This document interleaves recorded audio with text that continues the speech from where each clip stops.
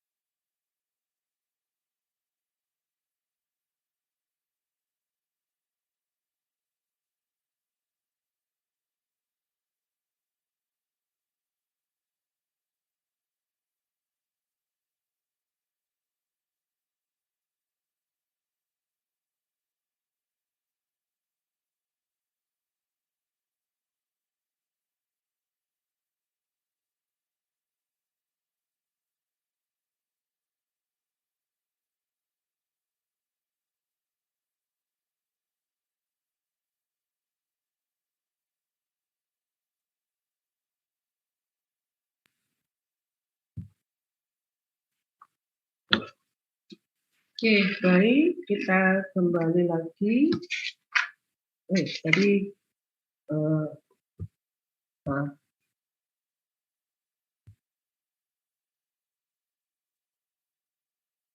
FE dan jadwal ya.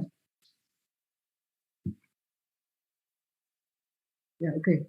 Nah, ya, sampai jadwalin tadi ya. Untuk yang konfokal mikroskopi, praktikumnya ada di Laboratorium Sentral Ilmu Hayati. Nah, belum saya koordinasikan ya. Nanti kita lihat perkembangan berikutnya. Ini desain aslinya seperti itu. Nah, kemudian kita break, istirahat libur ya, libur hari raya Idul Fitri selama 1 minggu. Belum ada pemberitahuan, tapi ini langsung saya liburkan saja. Dan kita ketemu lagi, kembali lagi ke kampus kuliahnya, ya, ataupun daring ya kuliahnya, untuk topik mikroskop elektron dengan Prof. Sudirman. Ya, topik ini pun dirancang untuk ada praktikumnya.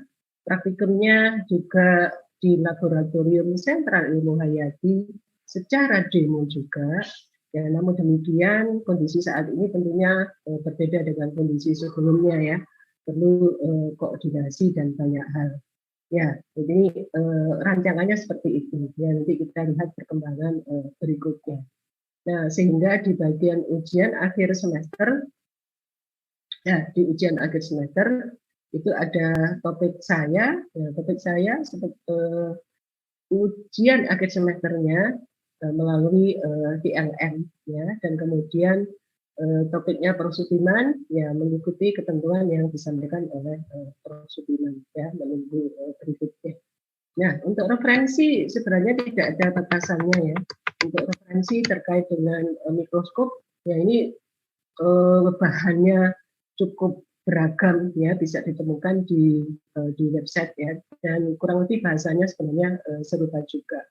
Oke, selain itu juga animasi-animasi interaktif ya bisa dijumpai di website ini.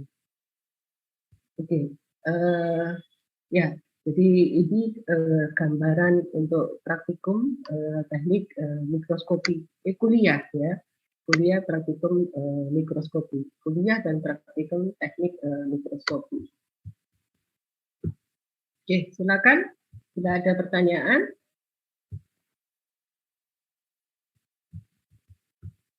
Oke, tadi belum saya tanya ya, ini semua sudah pada standby semua, ini sudah 12, termasuk Abdullah. Abdullah sudah hadir kah? 12. Mana Abdullah? Tidak kelihatan lagi Abdullah. Iya, keluar lagi. Tapi ini 12. Tapi 12 itu yang gabung. Ya, mungkin ada sistem yang tidak tidak klop gitu ya, sehingga tertotam 12 tapi Abdullahnya tidak bisa gabung. Oke. Ya, saya masuk ke topik ya, lebih ke arah histori hari ini dan beberapa terminologi. Nah, oke. Oke, sebelum saya mulai topik saya ya, saya ingin tahu terlebih dahulu apa pada saat memilih atau menentukan teknik kuliah ini ya di KRS, apakah ada harapan khusus gitu ya dari masing-masing peserta ini pada saat atau apa yang hendak diinginkan gitu ya, apa yang hendak diketahui gitu ya dengan mengambil mata kuliah pilihan teknik mikroskopi gitu ya. Saya mulai dari bawah ya. Ini kalau dari bawah itu maksudnya dari layar saya. Oke, saya mulai dari bawah. Ini Sahro, Sahro. Sahro, oke, iya. Ada interest tertentu di mikroskopi atau mungkin apa yang diharapkan ya bisa diperoleh ya setelah mengikuti ini, harapannya Sahro apa sebelumnya Sahro? Ya, untuk harapan saya sendiri pastinya lebih bisa mengoperasikan mikroskop itu sendiri ya, karena ya saya sendiri angkatan corona, dari cuma pegang itu waktu semester 1 aja di biologi dasar, setelah itu di histologi, habis itu nggak pernah pegang-pegang lagi. Jadi harapannya Oke, lebih ke arah pemanasan ya Sahro ya. iya Bu. Oke, enggak apa-apa. Oke, bebas saja, tidak perlu merasa tertekan ya, menyampaikan apa saja. Is oke, tidak ada yang salah. Wisam, gimana Wisam? Saya izin berpendapat Bu. Kalau dari diri saya sendiri hampir sama kayak Az-Zahro. Yang pertama kan karena kita kemarin cuman hampir sudah memegang ya pada semester kemungkinan kalau nggak salah semester 1 hingga semester 2. Kemudian tidak dapat memegang kembali Bu. Mungkin bisa diulang ilmu-ilmu yang sudah didapatkan yang dulu. Terima kasih Sam. Berikutnya Nanti. Iya Ibu, kalau dari saya sendiri kan itu saya sudah lupa tentang mikroskop gitu Bu, jadi saya ingin tahu lagi. Gitu. Oke, lebih ke arah memorize. Oke, makasih Danti. Vika sampai Vika. Oke, Vika.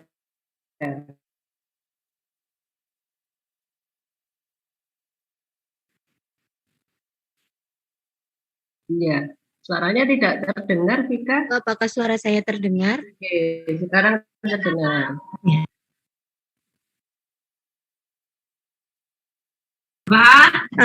Saya ingin mengikuti mikroskop ini untuk mendalami mikroskop ini Bu, karena sudah berapa semester juga sudah tidak memegang mikroskop. Oke, iya. Oke, terima kasih Vika. Iya, oke, di pertemuan pertama ini mungkin saya habiskan dulu untuk berkangen-kangenan ya. Sudah lama tidak jumpa langsung. Oke, makasih Vika, Sahro, Wisam ya, dan Danti. Hesti mana Hesti? Ya. Apa suara saya terdengar Bu?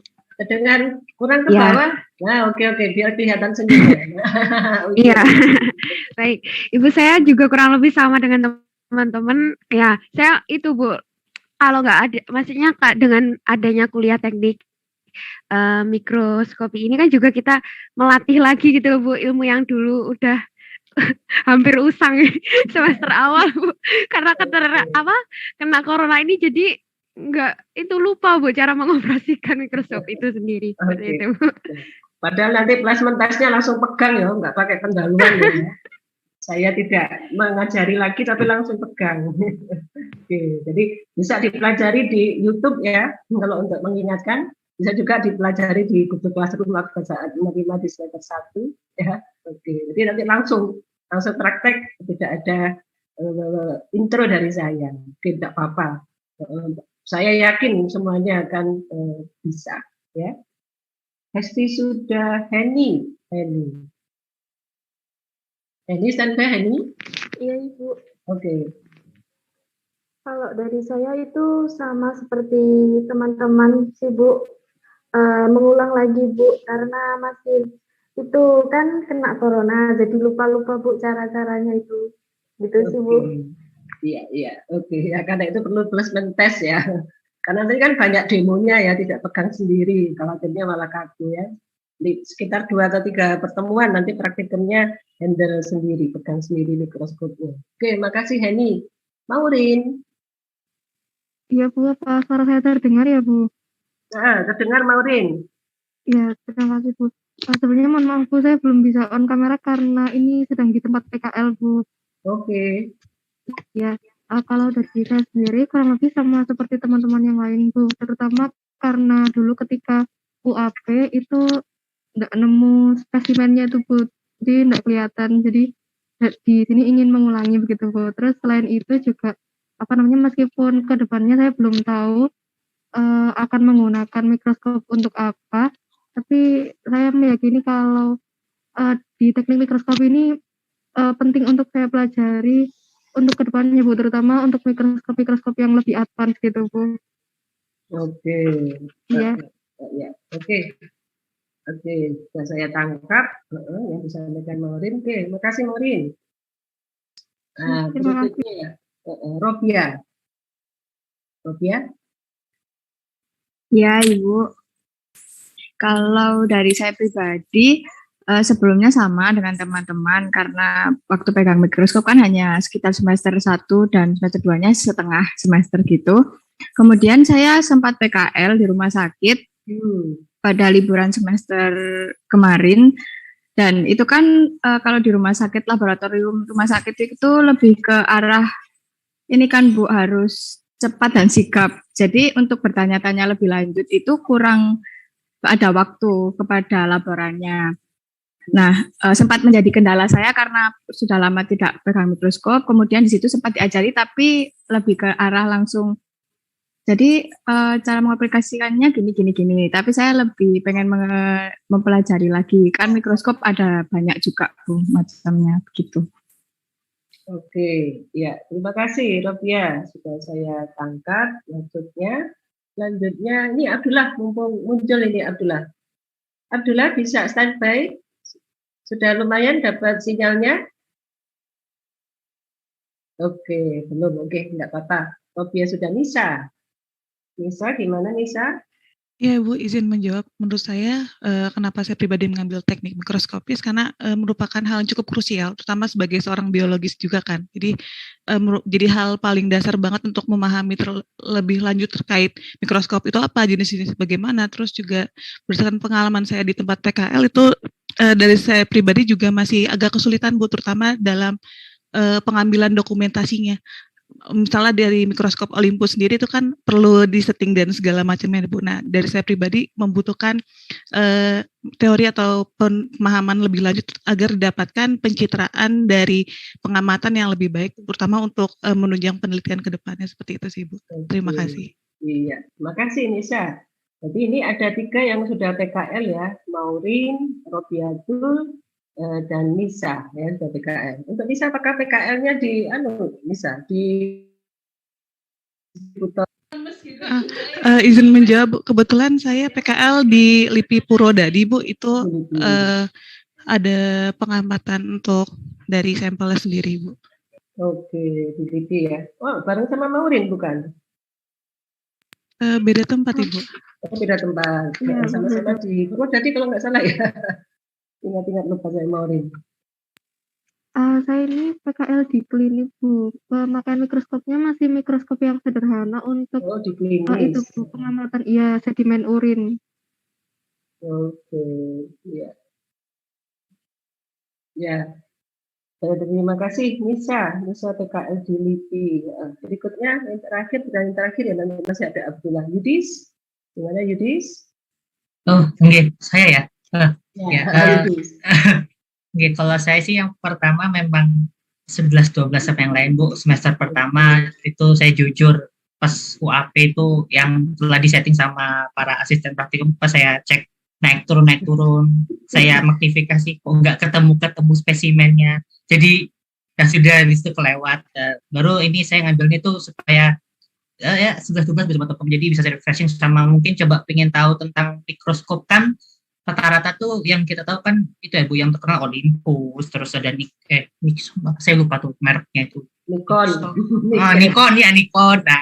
Nah itu juga kan nggak pernah megang langsung ya Bu, dan yang juga yang di semester pertama itu nggak salah yang punya yang student ya kalau nggak salah, kalau saya ingat itu jenisnya. Nah itu juga untuk ya itu Bu, lebih mendalami materi untuk mikroskopis sih. Dan yang terakhir saya juga ingin tahu apakah ada solusi Bu, walaupun mikroskopik yang misalnya kan besar ya Bu, itu alatnya ya, harus itu dan itu apakah ada kayak inovasi yang mungkin cuma sekedar pegang kayak mesin itu cuma untuk gini doang, jadi tidak perlu ke lab. Kalau misalkan langsung ke di daun tuh hanya dengan menggunakan mikroskop kayak mini gitu bisa kelihatan gitu, walaupun itu kayaknya kayak nggak mungkin ya. Tapi kalau secara tekniknya nggak tahu apakah ada atau tidak Bu itu. Jadi kayak dicampur sama teknologi gitu Bu. Jadi saya pengen mendalam situ sebenarnya. Kayak saya ambil teknik mikroskopi.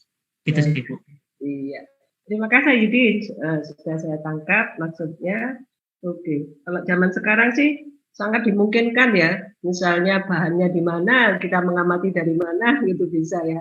Bahkan kemarin kalau nggak salah saya lupa di rumah sakit mana ya, Indonesia atau di luar negeri, melakukan operasi dari tempat jauh gitu ya, karena ada menggunakan internet gitu ya, mungkin ada bisa. Tentunya dengan operasi aja bisa, menurut saya bisa juga. Tapi untuk mikroskop belum ya, tidak ada penanganan yang se ekstrim itu ya. Kalau untuk operasi mungkin karena harus segera mendapatkan penanganan pasiennya, jadi teknologi itu diciptakan. Oke, makasih Yudis. Oke, ini Abdullah mumpung bisa ada nih Abdullah. Abdullah sudah bisa koneksi? Oke, ya, please nggak apa-apa. Oke, Abdullah semoga secepatnya dapat koneksi. Baik, iya, ya, oke. Untuk kuliah teknik mikroskopi, sebenarnya bagian krusial ya dari mikroskop itu bukan hanya barang mikroskopnya, gitu ya. Nah, karena nyawa dari mikroskop ini adalah cahaya, ya, sumber cahayanya.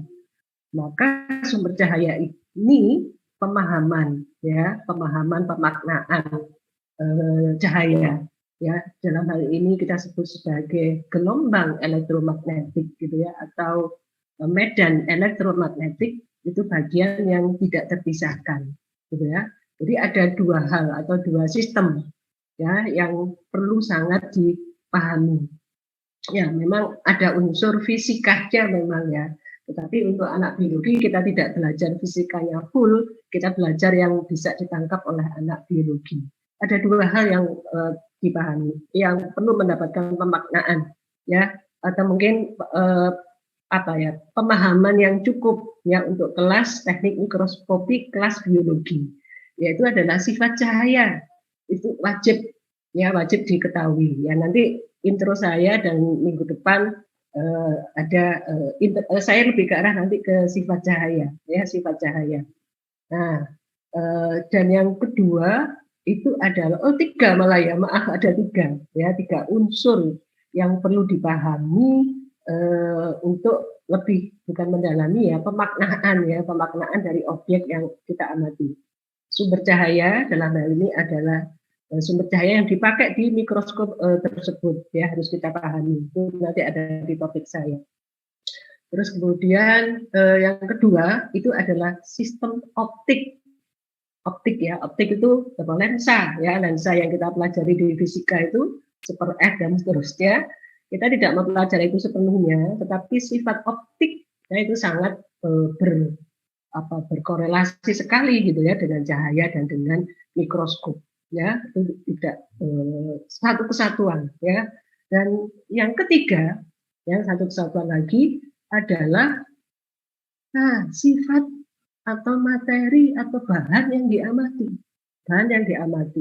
Meskipun itu adalah sampel biologis, sama-sama sampel biologis ya, entah dari tanaman, dari hewan, dari bakteri, apapun, masing-masing mempunyai karakter materi, istilahnya ya, karakter atau materi atau bahan itu berbeda, ya, berbeda, tidak sama, ya, karena setiap sampel itu mempunyai karakter, sifat, bahan, materi yang berbeda, sehingga image yang tampak atau persepsi kita atau penafsiran kita atau pemaknaan dari image yang dihasilkan itu bisa berbeda antara sampel dengan sampel, ya.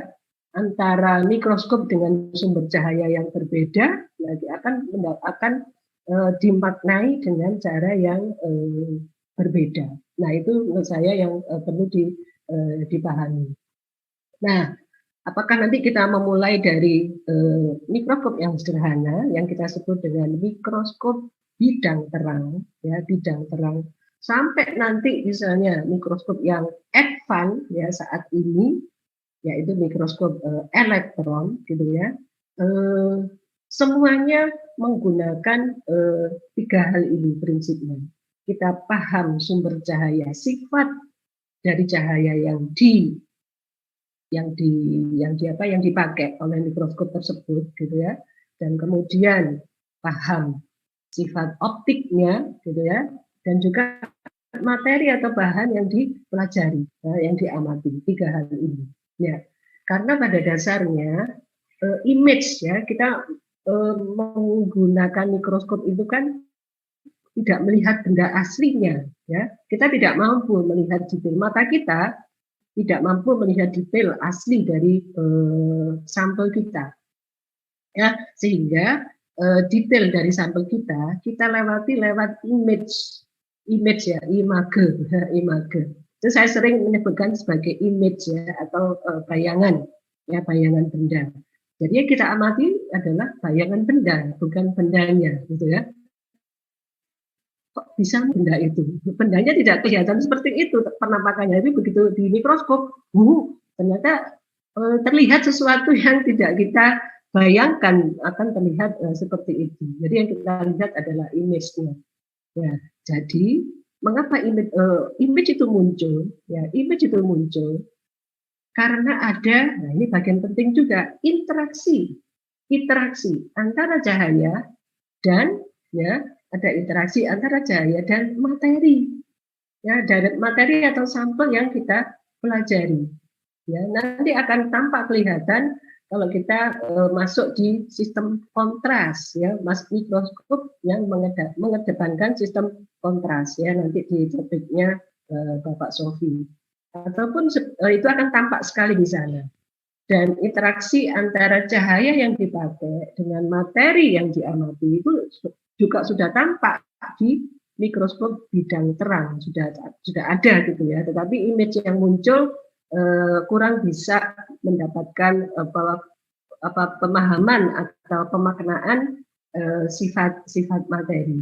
Tapi sangat bisa ya, nanti di praktikum kita bisa melihat apa yang memaknai ya apa yang saya sampaikan. Nah, sehingga mempelajari mikroskop di teknik mikroskopi tidak hanya mempelajari atau mungkin mempelajari bagaimana terampil ya menggunakan mikroskop ya, tapi tidak itu saja, juga ada tambahan dilengkapi dengan pemahaman sifat cahaya yang berkenaan dengan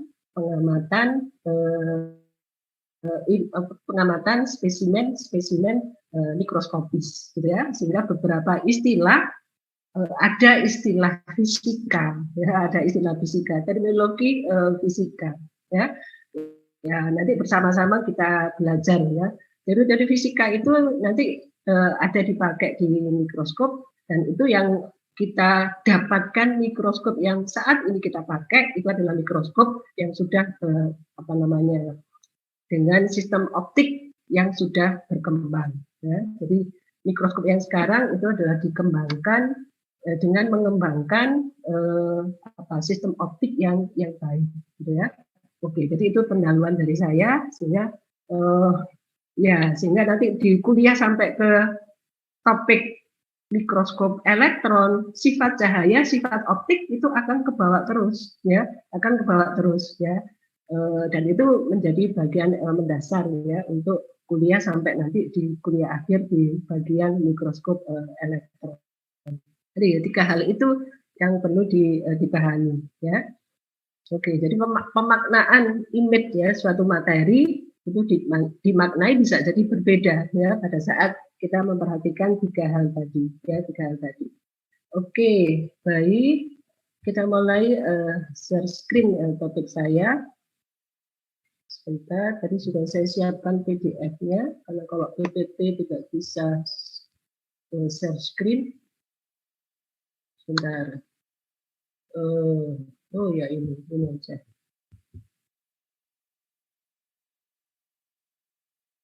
Sudah tampak ya topik saya. Oke, saya slideshow. Oke. Nah. Oke, ya. Untuk PPT ini ya tidak saya create sendiri, tapi saya kombinasi dari beberapa web ya, dari beberapa web saya kombinasi, saya duplik sana, saya duplik sini, itu saya tambahi. Sehingga kalau di sini ada tulisannya dari Purdue University gitu ya, ini sebenarnya sudah kombinasi dengan slide yang lain ya. Saya kombinasi dari gambar yang lain ya, tapi saya tidak membuat sendiri ya. Oke. Di mikroskop ya, memang kita tidak saat ini yang kita pakai ya adalah modern mikroskop ya. Kita yang early mikroskop atau mikroskop sederhana, yaitu sudah menjadi museum ya, sudah menjadi sejarah gitu ya. Ya, namun at least ya minimal kita memahami munculnya modern mikroskop ini tentunya pastilah diawali dari early mikroskop ya, dan dasarnya adalah memperbaiki image ya, image-nya diperbaiki dengan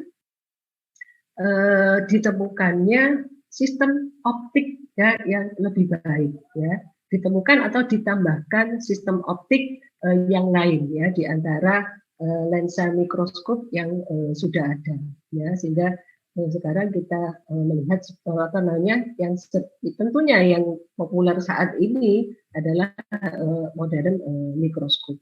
Ya, pada dasarnya mikroskop mikro itu adalah mikroskopis ya, ukurannya kecil ya, tidak bisa dilihat oleh mata, itu kita sebut sebagai mikroskopis. Nah, kalau ruler penggaris itu paling kecil kan 1 mm ya, masih bisa dilihat oleh mata gitu ya. Tapi kalau sudah 0,1 mm dan mata kita sudah tidak bisa terlihat, nah, diperlukan pengamatan dengan menggunakan mikroskop. Dan kata skop sendiri artinya adalah memandang, melihat ya, memandang atau melihat. Nah, oke, jadi nah ini beberapa yang nanti ada di bagian topik saya, 3 pertemuan pertama, dan nanti terkompilasi juga ada praktikumnya ya. Praktikum itu sebenarnya lebih untuk memaknai gitu ya, memaknai magnification, memaknai cahaya ya dan lensanya ya, lebih ke arah sana yang praktikum pertama ya. Oke, jadi ini kurang lebih lecture hari ini dan lanjut ke minggu depan ya. Oke, tidak selesai hari ini, lanjutkan minggu depan. Nah, oke. Jadi instrumen apapun yang bisa digunakan untuk mengamati objek mikroskopis ya, yang tidak bisa dilihat dengan mata biasa, itu pada hakikatnya disebut dengan mikroskop ya, pada hakikatnya bisa disebut sebagai mikroskop. Nah, saya yang pakai kacamata kalau kacamatanya dilepas kan melihat bendanya kan jadi berbeda ya, atau mungkin tidak bisa melihat benda. Jadi awal dari mikroskop itu sebenarnya juga diawali dari, bukan awal ya, sejarahnya bisa dimulai dari kacamata. Jadi kacamata ini nanti kita bisa identiknya adalah bahwa lensa yang ada di mata kita ya, mata kita yang kabur, saya sudah kabur juga. Nah, itu bisa dikoreksi dengan menggunakan kacamata. Bisa dikoreksi dengan menggunakan kacamata ya, jadi jelas. Ini adalah kacamata ini fungsi sebagai corrected lens, lensa koreksi. Nah, lensa koreksi ini yang ada di modern mikroskop saat ini, ya, tidak kelihatan dari luar, karena memang nggak bongkar, ada di dalam tabung mikroskopnya, ya, di situ ada corrected lens. Itu yang akhirnya sifat-sifat cahaya yang tidak menguntungkan untuk menghasilkan image dari suatu spesimen itu ditambahkan di situ supaya spesimen yang kita amati menghasilkan image yang maksimal, ya, paling bagus. Nah, itu model mikroskop. Kelas yang kedua, nanti kita bandingkan modern mikroskop tapi belum melibatkan atau belum ada corrected lens-nya. Ya, belum ada corrected lens-nya. Nanti juga bisa dicoba ya, diperhatikan kedua. Mikroskop yang tidak ada corrected lens dengan mikroskop yang sudah ada lensa, mungkin enaknya bilangnya lensa koreksi ya. Ya, lidah saya kok belibet ngomong corrected lens. Jadi tidak ada lensa koreksi. Ya, nanti bisa dilihat bukan perbedaannya ya, image-nya yang dihasilkan dan nanti bisa dibedakan untuk yang praktikum kedua. Nah, relay mikroskop di sini ya lebih ke arah yang disebut sebagai simple mikroskopnya, simple mikroskop. Dan ini tidak perlu ada beberapa pengertian. Kalau di pengertian saya, simple mikroskop itu adalah mikroskop yang hanya terdiri dari lensa objektif dan lensa okuler saja. Ya, lensa objektif dan lensa okuler saja, tanpa ada lensa koreksi. Ya, itu early mikroskop atau simple mikroskop. Nah, sedangkan kalau hanya satu lensa saja, ini kacamata juga satu lensa saja kan, atau loop itu juga hanya satu lensa saja. Nah, itu simple mikroskop yang paling awal ya yang ada ya. Dasarnya di simple mikroskop ya, simple mikroskop. Nah, namun tentunya itu sudah jadi barang museum ya, sudah jadi catatan sejarah dari perkembangan mikroskop. Nah, jadi mikroskop yang sekarang ada itu adalah simple mikroskop ya, atau early mikroskop yang sudah dilengkapi dengan lensa koreksi. Ya, nanti kita juga mempelajari mengapa perlu ada lensa koreksi. Ya, ini beberapa hal yang perlu dipelajari. Nah, di 3 pertemuan pertama dengan saya. Nah, oke. Nah, bagian yang pertama adalah kita mempelajari sifat optik dan sifat cahaya. Kalau sifat materi tidak kita pelajari secara spesifik ya di kuliahnya, tapi nanti kita rasakan pada saat praktikum ya, pada saat praktikum nanti akan merasakan perbedaan materi yang berbeda, pencahayaan sama itu menghasilkan image yang beda, atau bendanya sama tapi sifat cahaya yang diberikan berbeda, image yang dihasilkan juga berbeda. Nah, itu akan menghasilkan pemaknaan yang berbeda. Ya, karena itu sebagai materi pengantar kita kembali mengingat ya, sebenarnya ini sudah dipelajari menurut saya ya di kuliah fisika dasar di SMA juga sudah kita mengingat kembali ya sistem sifat optik dan sifat cahaya yang melewati suatu optik ya. Ya, perlu diketahui bahwa optik itu adalah media transparan. Kalau tidak transparan tidak bisa tentunya disebut dengan optik. Ya, bahkan tetesan air mata itu kan transparan juga ya, itu juga sistem optik juga gitu ya. Bahkan perbesaran benda yang pertama kali diketahui itu adalah dari tetesan air gitu ya, dari tetesan air. Disitulah kita ternyata suatu benda itu bisa diamati, sudah bisa tampak lebih besar di mata kita dengan sesuatu optik yang cembung ya, yang cembung. Nah, itu kurang lebih 3 pertemuan dengan saya. Nah, oke. Sifat cahaya. Nah, ini perlu dimaknai. Kok perlu dimaknai? Ya, kalau kita mempelajari mikroskop bidang terang biasa, mungkin pemahaman ini tidak banyak diperlukan ya.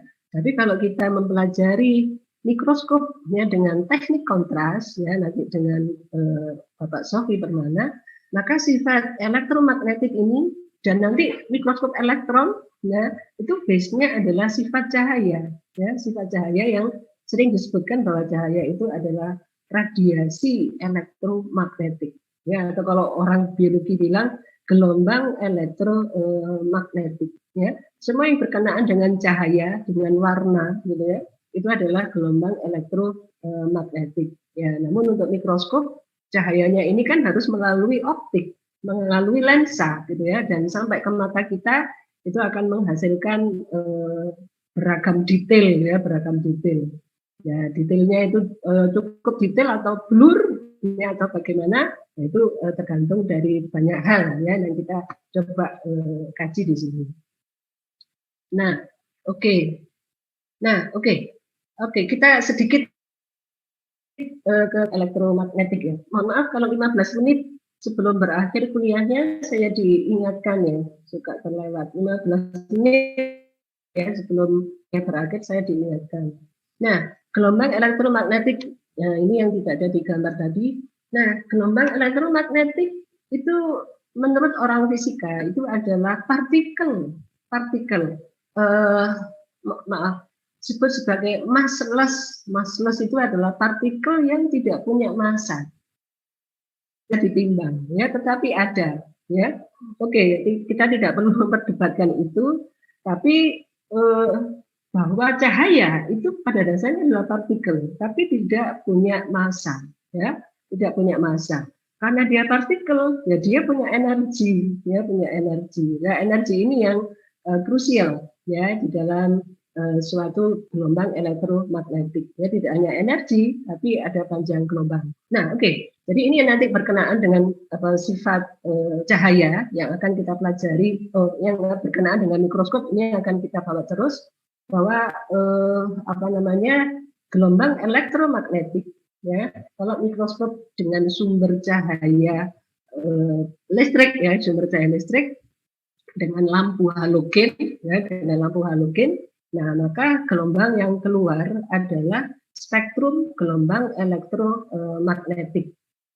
Dengan nama lain adalah spektrum tampak, ya, spektrum tampak. Kalau spektrum tampak itu adalah panjang gelombang 400 sampai dengan 700 nanometer, ya, bisa dicek lagi di kuliah sebelumnya.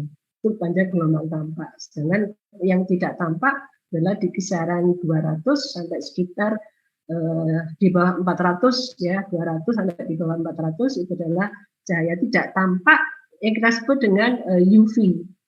Di bawah 200 ya juga tidak tampak lagi gitu ya, tapi namanya bukan UV. Ya, itu berlaku di spektrofotometer, ya berlaku juga di mikroskop juga gitu ya. Karena segala sesuatu yang berkenaan dengan warna itu selalu merupakan salah satu efek, ya, dari gelombang elektromagnetik. Nah, partikel tidak tampak, ya, tidak punya massa gitu ya. Tetapi orang fisika bisa menerjemahkan bahwa radiasi elektromagnetik itu suatu gelombang, ya, yang bergerak dari satu titik ke titik lainnya. Jadi satu arah bergeraknya, ya, satu arah. Nah, pada saat bergerak satu arah itu dia di situ ada beberapa gelombang. Kenapa disebut dengan elektromagnetik? Oke, ibaratnya di sini ada sumbu, ya, ini V itu kecepatan. Jadi dari satu titik ke titik yang lain itu gelombang itu bergerak, ya, bergerak maju, ya, dengan kecepatan tertentu. Ya, tentunya kecepatannya ini tergantung dari panjang gelombangnya, gitu ya. Oke, kita pelajari nanti. Nah, selain kecepatan ini, gelombang itu juga punya medan listrik, ya, punya medan listrik.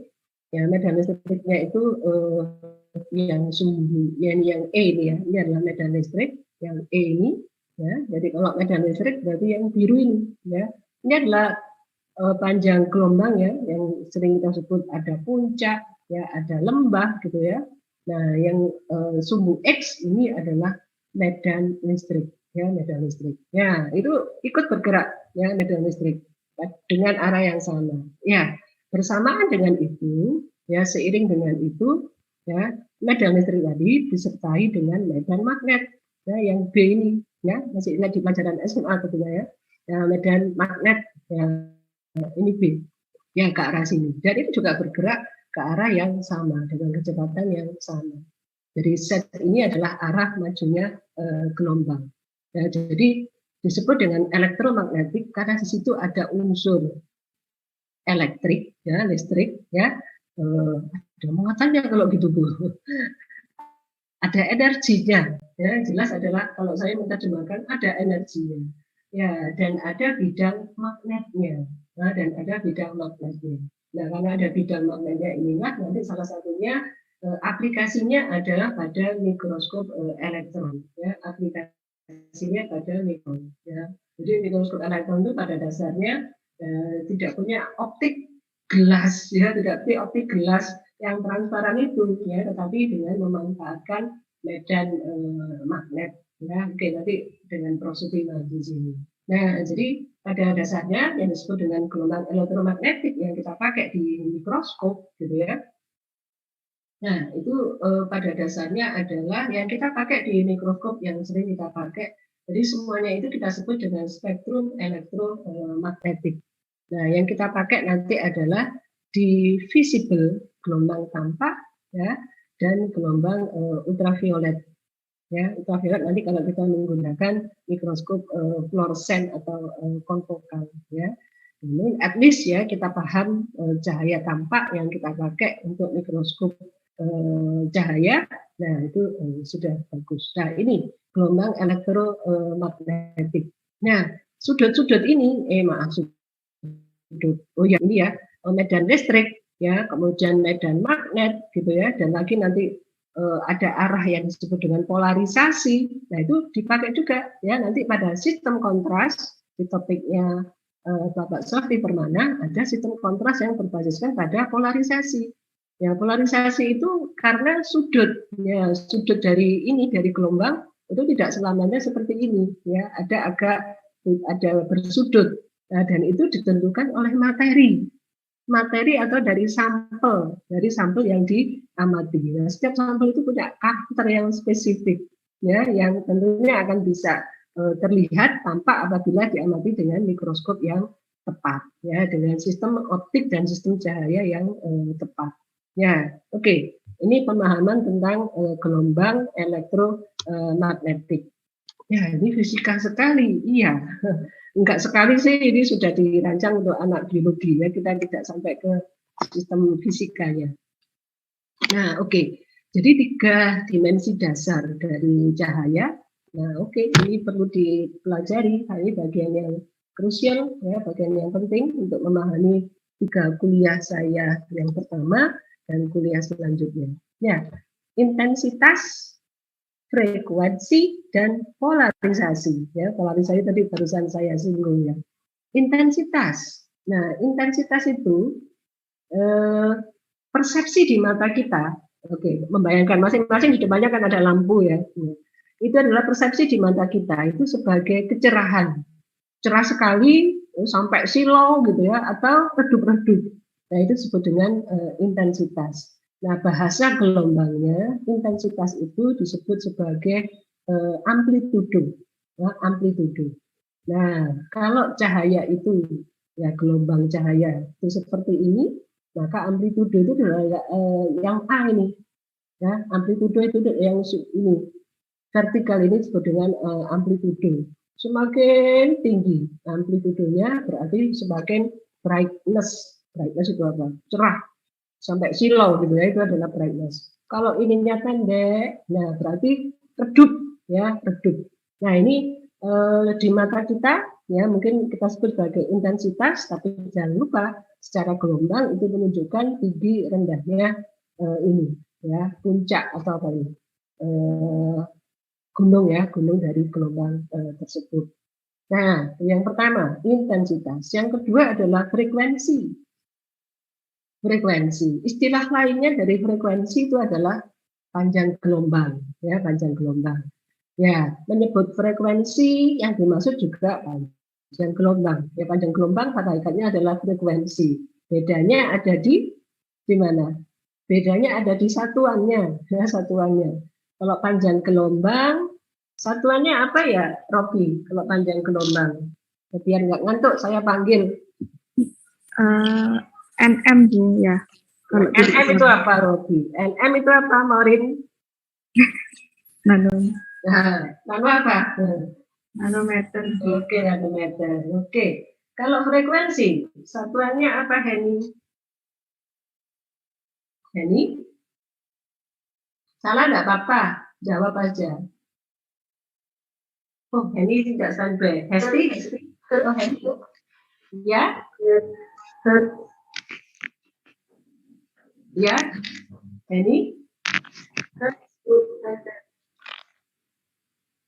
Oh ya, Heni sedang tidak bagus koneksinya. Hesti? Iya, Bu. Hertz, Bu. Hertz. Satuannya adalah hertz. Oke, hertz ya. Oke. Nah, itu adalah persepsi di mata kita. Kita melihatnya adalah sebagai warna, ya, warna. Apakah itu warna lampu atau warna baju kita? Ya, itu sebenarnya adalah kita melihat suatu gelombang dengan suatu panjang gelombang tertentu. Nah, oke. Nah, ini sudah pada ingat, ini untuk aja menyamakan lagi persepsi. yang disebut dengan panjang gelombang ini adalah yang D, ya, jarak antara satu puncak dengan puncak yang lain atau satu lembah dengan lembah yang lain itu disebut dengan panjang gelombang, ya.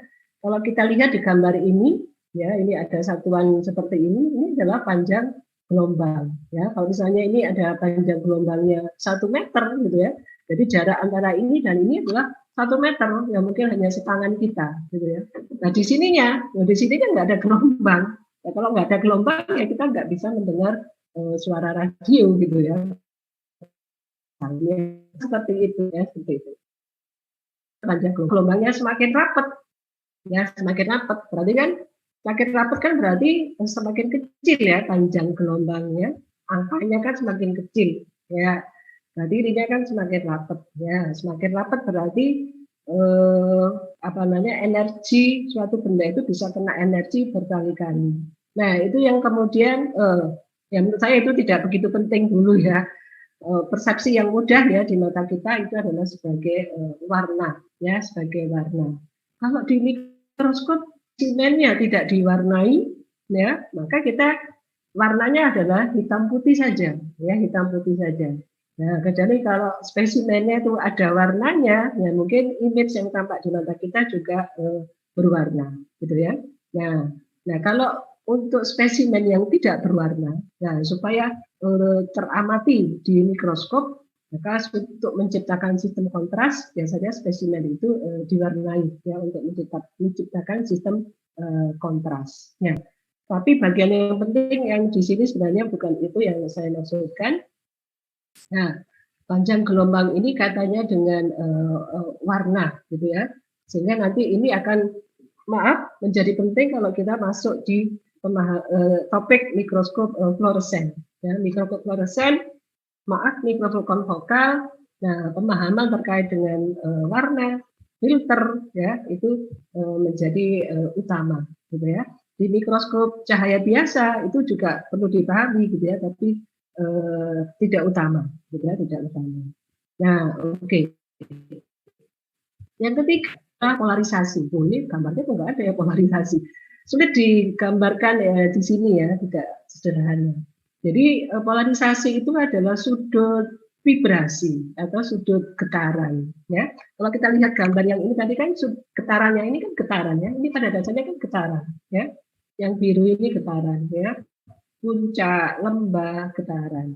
Ini sebenarnya juga getaran gitu ya, tetapi kan arahnya tidak vertikal, ya, arahnya adalah horizontal, ya. Horizontal itu adalah gelombang magnetik. Nah, yang polarisasi, yaitu vibrasinya tidak tegak lurus, vibrasinya ada sudutnya, ya, tidak tegak lurus, tapi ada sudutnya.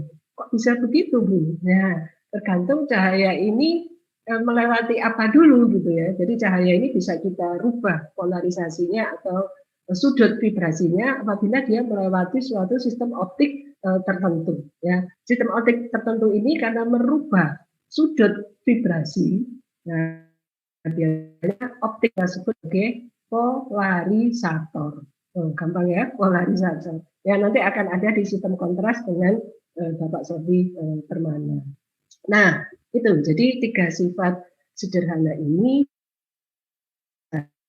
sederhana gitu ya, student mikroskop sampai mikroskop fluoresen dan mikroskop elektron ya. Oke, sebelum saya lanjutkan, saya stop share dulu. Silakan bila ada pertanyaan. Oke, agar matanya tidak capek.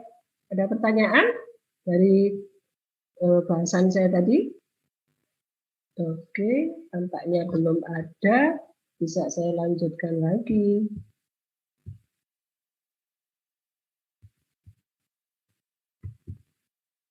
Nah, kita sampai di sini tadi. Oke, ya, jadi yang sifat polarisasi tadi memang versi untuk ke manusia itu agak sulit ya. Nah, kita bisa melihatnya apabila dengan mikroskop ya, yang disebut dengan mikroskop polarisasi. Ya, dengan mikroskop polarisasi kita akan baru punya persepsi. Oh, materi ini sifatnya adalah punya sifat polarisasi ya. Dan materi yang lain tidak gitu ya. Kristal Ya, kristal, ya kristal. Kristal apa Bu ya? Kristal yang pernah diketahui apa? Kristal apa? Kristal apa? Silakan di anatomi kenal kristal apa saja? Halo? Sudah kenal kristal? Oksalat. Dan kristal oksalat? Ya, kalau di biologi yang populer kristal oksalat ya pada tanaman entah bayam, entah di porang gitu ya.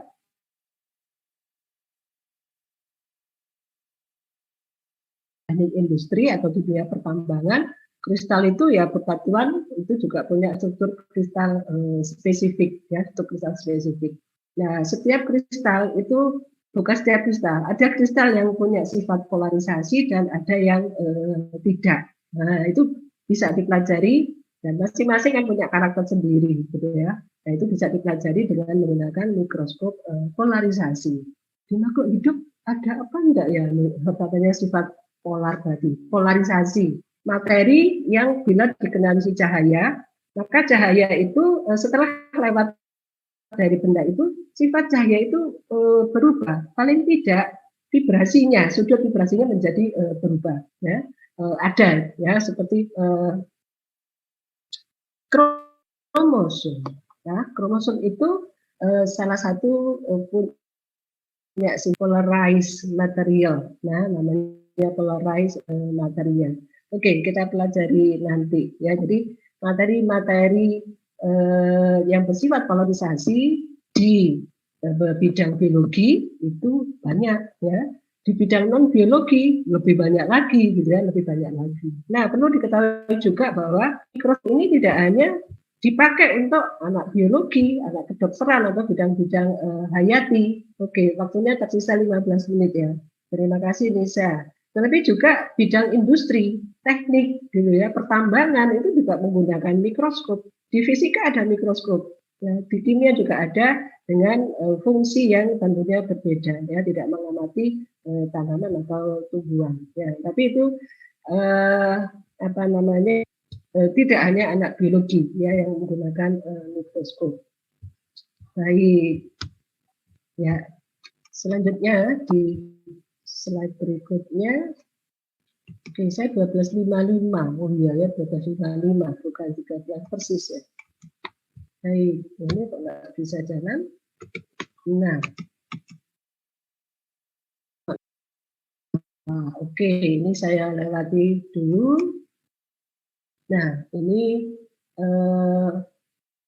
ya, ini disebut dengan mikroskop. Ya, kalau sudah sampai mikroskop, artinya bahwa device ini mempunyai dua lensa, ya, lensa objektif dan lensa okuler, ya, lensa objektif dan lensa okuler. Nah, dan kemudian tentunya untuk pengamatannya juga membutuhkan dari retina mata kita, ya.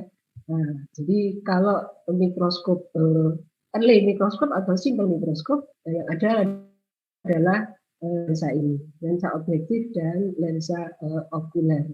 Ya, di antara keduanya itu apa namanya tidak disertai dengan apa namanya lensa koreksi, ya koreksi lens ya. Namun yang lensa mikroskop yang sudah modern itu dikatakan sudah dilengkapi dengan lensa koreksi ya, sering juga disebut dengan ICS, Infinity ya, Color Corrected System. Gampangnya adalah lensa koreksi, ya, lensa koreksi atau ICS ini.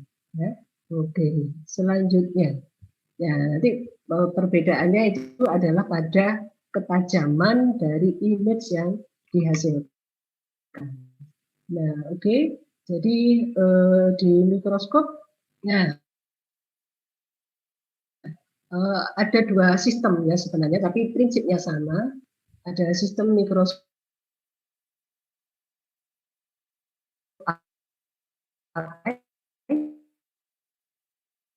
nah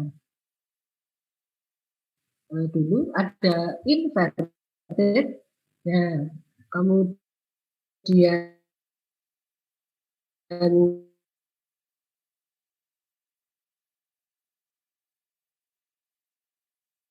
sudah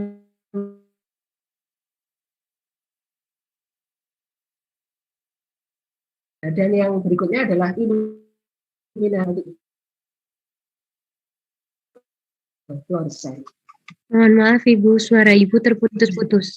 Iya, terputus-putus ya. Ini koneksi saya juga ini tadi ada notifikasi low bandwidth gitu ya, low bandwidth.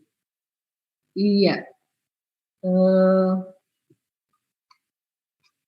Sekarang apakah cukup bisa terdengar?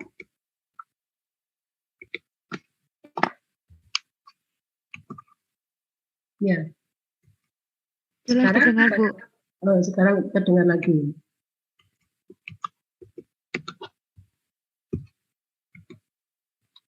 Ya, oke. Ya, beberapa topik saya lewati terlebih dahulu. Saya lewati dan saya ambil bagian yang ini ya. Saya masuk di sini ya. Ini adalah cahaya. Nah, jadi cahaya pada mikroskop itu adalah cahaya yang melewati sistem optik dulu, ya, baru melewati baru muncul image, ya. Nah, karena dia melewati suatu sistem optik, ya, tentunya cahaya dulu melewati media udara. Nah, setelah melewati udara, melewati optik. Ya, sistem optik dan udara lagi baru masuk ke mata kita. Cahayanya jalurnya ke situ. Nah, suatu cahaya udara itu adalah media untuk gelombang cahaya bergerak, gitu ya. Optik juga. Nah, kerapatan optik atau lensa tadi atau kaca tadi berbeda dengan kerapatan udara. Ya, demikian juga dengan air. Nah, salah satu sifat cahaya di sini adalah bahwa cahaya itu akan bukan berubah karakter, cahayanya itu bisa jadi tetap, ya, berubah karakter tidak, nanti ada hal yang berbeda tergantung dari medianya. Tapi ada beberapa hal definisi karakter cahaya yang melewati suatu medium, ya, suatu medium atau suatu sistem optik transparan yang mempunyai kerapatan yang berbeda, ya. Istilahnya nanti disebut dengan absorpsi, penyerapan, ya, kemudian refraksi atau pembelokan, ya, kemudian difraksi, kemudian dispersi. Dispersi itu pemisahan gelombang, ya, pemisahan gelombang. Oke, waktu saya tinggal 5 menit, ya, 5 menit terakhir. Silakan bila ada pertanyaan. 5 menit terakhir, silakan bila ada pertanyaan. Oke, belum ada ya.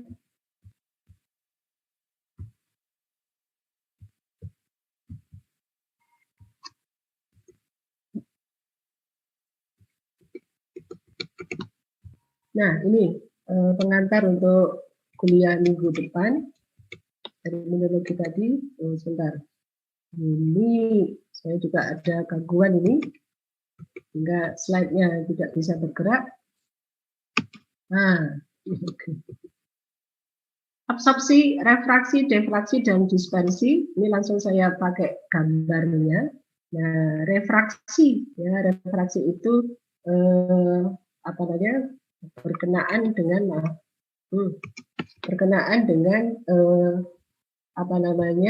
pembelokan, ya, pembelokan cahaya. Ya, bila suatu cahaya itu melewati suatu sistem optik, ya, apabila itu adalah cahaya putih, sebenarnya bukan cahaya putih, ya, bukan cahaya putih pun kalau dia melewati suatu sistem optik, maka di situ akan ada pembelokan, ya, pembelokan. Jadi tidak lurus sesudah keluar dari suatu media. Jadi medianya ini tentunya adalah media transparan, bisa dilewati oleh cahaya. Ya, kalau medianya tidak transparan, ya tidak bisa dilewati oleh cahaya. Cahaya tidak tembus. Kita tidak bisa melihat cahaya itu di balik sistem tersebut. Maka kalau sistem optik cahaya bisa menembus dan cahaya itu bisa diteruskan. Ya, kita bisa melihat cahaya itu dari balik materi tersebut, yaitu adalah optik. Nah, ini adalah refraksi. Nah, kalau ini adalah panjang gelombang, cahaya putih. Nah, maka cahaya putih itu akan dipisahkan, terpisah atau terdispersi menjadi panjang gelombang, ya, yang sering kita sebut dengan Mejiku Hibiniu, ya, Mejiku Hibiniu.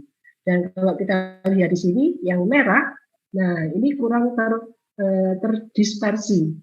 Ya, sedangkan yang ungu ini yang paling terdispersi. Ya, jadi kalau yang merah ini adalah yang merah. Yang merah ini adalah yang paling panjang. Jadi ya, karena dia melewati optik prisma ini, maka ini ada pembelokan. Ya, dan di sini pembelokan ini kemudian menciptakan mendispersikan warna sesuai dengan panjang gelombangnya. Dan di sinilah kita baru tahu bahwa panjang gelombang ini itu ya, mempunyai karakter yang berbeda sesuai dengan segmen panjang warnanya. Ya, sehingga kita kenal ada merah, jingga, Mejiku Hibiniu sampai dengan ungu. Nah, ini bisa nanti menjadi panduan kita. Nah, kalau ini ada di sistem optik, ya, sistem optik dan yang berwarna, ya, ini yang nanti akan mengganggu image yang tampak di mata kita. Nah, untuk mengatasi inilah, maka lensa koreksi itu ditambahkan, ya, di antara lensa okuler dan lensa objektif untuk meminimalkan dispersi ini. Ya, oke. Selanjutnya saya lanjutkan pada minggu depan, Kamis depan. Oke. Barangkali ada yang tidak ditanyakan? Oke. Pada dasarnya materi saya yang pertama ini ada dua PPT, ya, dua PPT. Yang saya sampaikan ini PPT kedua. PPT pertama itu lebih ke arah histori, ya. Keduanya nanti akan saya upload di VLM. Ya, sesudah mempelajari dua materi tadi, akan ada tugas yang perlu dikerjakan, ya, sebelum memasuki Kamis depan. Ya, sebelum kuliah Kamis depan ada tugas yang perlu dipelajari. Tentunya sesudah membaca materi, ya, membaca materi baru mengerjakan tugas. Ya, oke, seperti itu. Ya, oke. Belum ada pertanyaan? Permisi, Bu. Yudi, silakan. Oke, saya Rizal Ibrahim. Sebenarnya saya ingin tanya yang lebih ke praktikum sih, Bu. Apakah diperbolehkan? Ya, boleh. Ada sisa 2 menit. Jadi. Oh enggak, ini mau tanya kalau nanti sistemnya itu, apakah nanti Ibu akan memberikan kayak semacam, bukan kisi-kisi kayak ada modul, ataukah memang kita full praktikum tanpa modul, dan apakah nanti ada kayak semacam info dari asisten praktikum, ataukah nanti full Ibu, para dosen yang membimbing kami ya, Bu, untuk praktikum ini? Iya. Untuk lebih jelas. Iya, sampai dengan saat ini saya belum punya asisten. Ya, sampai saat ini saya belum punya asisten karena praktikum yang sebelumnya yang tahun lalu itu kan daring, ya. Saya kendalikan langsung secara daring asisten. Ya, nanti kalau saya tidak dapat asisten akan langsung saya handle. Nah, itu yang pertama. Yang kedua, tidak ada modul khusus, ya, seperti petunjuk praktikum biologi sel misalnya, ya, seperti itu tidak ada petunjuk khusus. Petunjuknya akan saya share secara terpisah sesuai dengan topik, ya, sesuai dengan topik. Ya, nanti akan saya tunjukkan link, ya, atau website yang dipakai untuk memandu melaksanakan praktikum. Ya, terutama praktikum yang kedua, ya, sesudah placement test. Ya, placement test saya anggap sebagai praktikum yang pertama, ya. Praktikum yang kedua dan ketiga, ya, nanti ada panduannya di link, ya, nanti bisa dipelajari di situ. Saya tidak membuat spesifik pedoman, ya, seperti ada, ya, tapi tetap ada post test, apa tadi, tiket masuk, ya, nanti akan saya sampaikan kemudian, diinfokan kemudian. Ya, begitu ya, Yudi, ya. Baik, terima kasih Bu atas konfirmasinya. Oke, sama-sama, Yudi. Baik, waktu saya sudah selesai. Terima kasih atas atensinya. paling tidak untuk kuliah awal ini juga bisa juga sebagai bahan pertimbangan lanjut kuliah teknik, ya istilahnya teknik ya, ataukah nanti KTRS itu bebas ya di teknik. Tapi kalau dengan hal lain KTRS, nah itu adalah bebas mahasiswa memilih. Ya, oke. Terima kasih atasnya. Saya akhiri. Selamat siang, sehat semua terus ya. Wassalamualaikum warahmatullahi wabarakatuh.